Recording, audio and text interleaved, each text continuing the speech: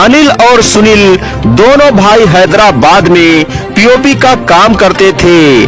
बड़े भाई की शादी हो गई थी और छोटे भाई की शादी नहीं हुई थी। पत्नी घर पर गांव में रहती थी और दोनों भाई हैदराबाद में रहते थे। फिर छोटे भाई की शादी ठन गई और शादी भी हो गई, मगर हैदराबाद में व्यापार के चलते दोनों भाइयों का गांव में रहना मुश्किल था। फिर दोनों भाई हैदराबाद चले गए। अब इधर गांव में दोनों भाई की औरतें बूढ़े सास ससुर के साथ रहने लगी। मगर कुछ दिन बाद बड़ा भाई गांव घूमने आया और छोटे भाई को सौंप कर चला आया और बोला, कुछ ही दिन में घर से वापस आ जाऊंगा, तुम संभालते रहना। बड़ा भाई जब घर आया तो रात में अपने बेडरूम में अपने पत्नी के साथ लेटा था और जब रात के 11 बजे तो पत्नी काफी दिन से अकेली थी। पति को पाकर उसे प्यार करने की लालसा मन में जाग उठी। फिर वह अपने पति से प्यार करने लगी। उधर पति भी काफी दिनों बाद आया था तो उसके मन में भी प्यार करने की लालसा थी। रात होते ही दोनों एक दूसरे से प्यार करने लगे और फिर दोनों प्यार करते करते इस हद तक गुजर गए कि उन्हें यह भी होश ना रहा कि बगल वाले रूम में उसके छोटे भाई की औरत लेटी है।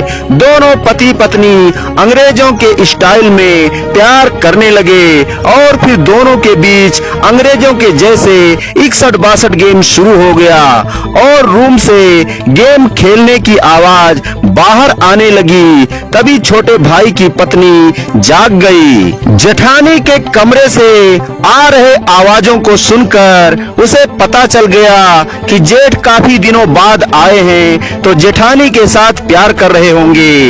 मगर 61-62 गेम की आवाजों को सुनकर वह मदहोश हो गई और देखने पर मजबूर हो गई और वह अपने रूम से बाहर आई और देखने गई तो दरवाजा बंद था मगर खिड़की खुला था।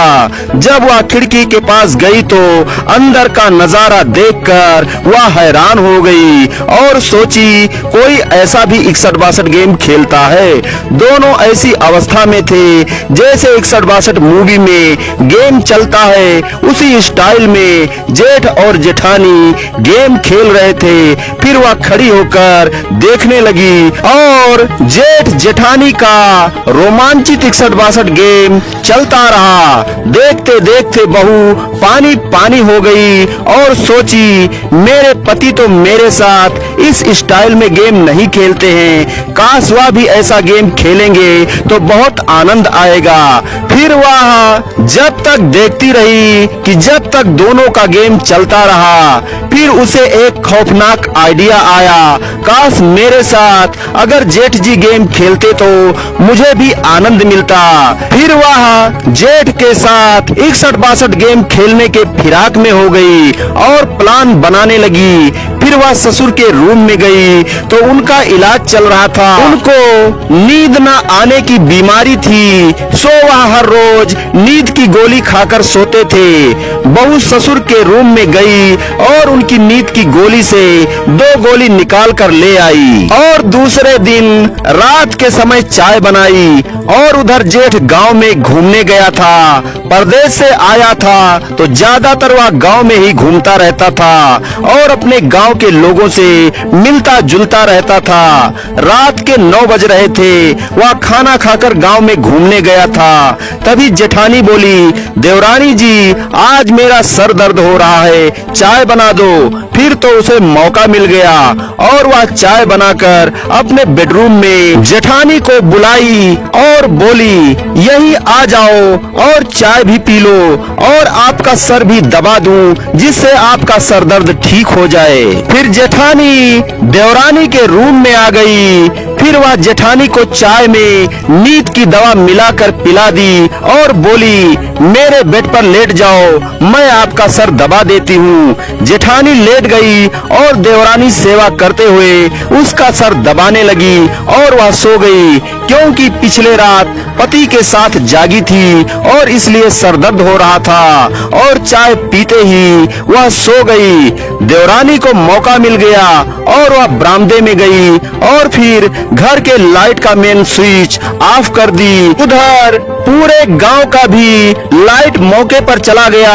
फिर जेठ सोचा चलो घर चलते हैं, लाइट भी चली गई है, और वह अंधेरे में घर आया।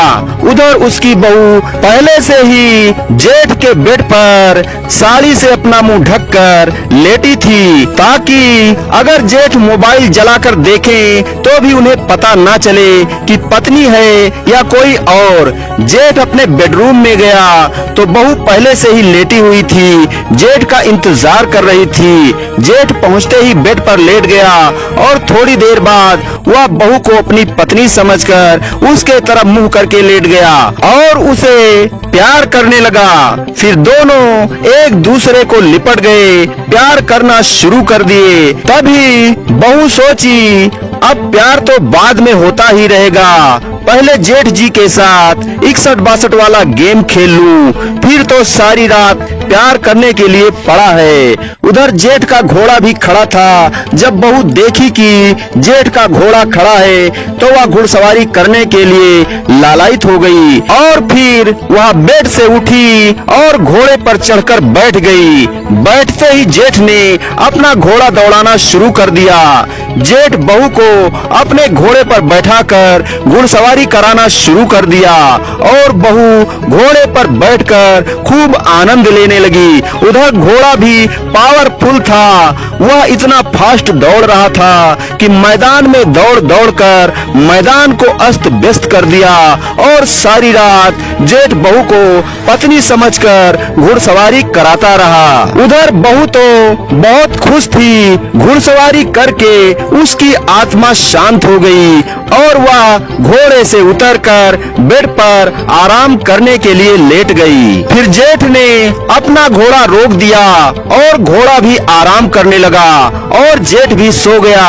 फिर धीरे धीरे सुबह हुई और सुबह होने से पहले बहू अपने बेडरूम में जाकर लेट गई। जब जेठानी जागी तो देखी सुबह हो गया है। फिर वह अपने बेडरूम में गई तो पति सो रहा था। फिर वह जब धूप हो गया तो अपने पति को जगाई और बोली कल रात तो मेरा बहुत सर दर्द हो रहा था और मैं देवरानी के रूम में सो गई थी और चाय पीकर सारी रात वहीं सोई रही, आप अकेले सारी रात सोए रहे। तभी पति तो हैरान हो गया और सोचा फिर रात में मैं किसके साथ प्यार कर रहा था। तभी उसे अपने बहू पर शक हुआ और जब उसकी बहू उसके सामने आई तो जेठ को देखकर मुस्कुराने लगी। जेठ समझ गया कि बस यही थी, मगर काफी आनंद दे रही थी। पत्नी से अच्छा तो यही है। फिर जेठ और बहू उसी तरीके से मिलने लगे, मगर एक रात पत्नी जाग गई और दोनों को 61-62 गेम खेलते हुए रंगे हाथ पकड़ ली और फिर वह देवर को सारी बात बता दी। देवर भी हैदराबाद से घर आया और दोनों भाइयों में बंटवारा हो गया और वह अपने पत्नी को तलाक देकर फिर प्रदेश चला गया। तो दोस्तों, आपराधिक मानसिकता को समझें, आपराधिक मानसिकता वाले व्यक्तियों से दूर रहें, सावधान रहें, सतर्क रहें और अपने परिवार को सुरक्षित रखें। आप सभी प्यारे दर्शक बंधुओं को प्यार भरा